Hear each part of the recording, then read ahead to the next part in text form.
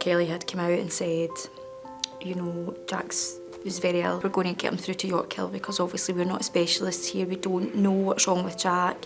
We then found out that York was full and Jack wouldn't be able to get transferred to York that day.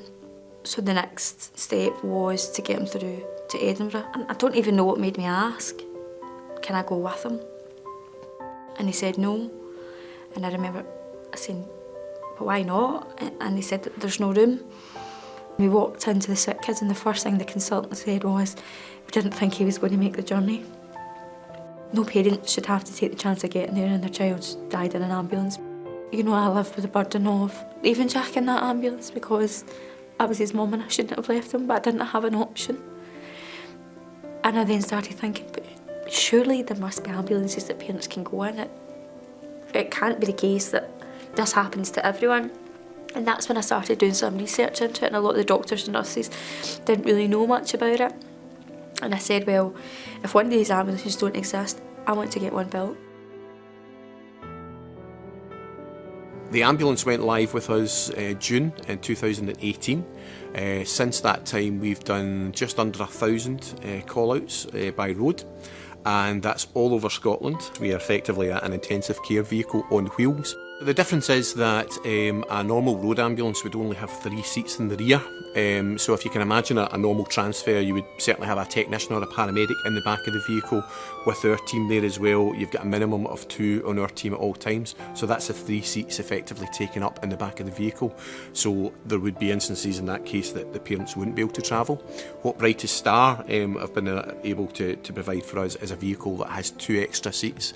So effectively we can take 2 parents with us at all time on every journey if required. One of the first questions that parents or nursing staff will ask on behalf of the parents, are the parents able to travel with us? And you can see the relief in the face when they're told, yes, definitely you can travel with us because we have those extra seats within the vehicle. It's very reassuring for the child to have mum or dad sitting next to you. Takes a lot of the pressure initially off the team, the medical team, and it's just that extra reassurance for the patient to have mum or dad travelling with them. My youngest daughter, Kiva, when she was 2 years old, was admitted to a local hospital with kind of respiratory issues. We thought it was croup, the doctors thought it was croup. She was being treated for croup.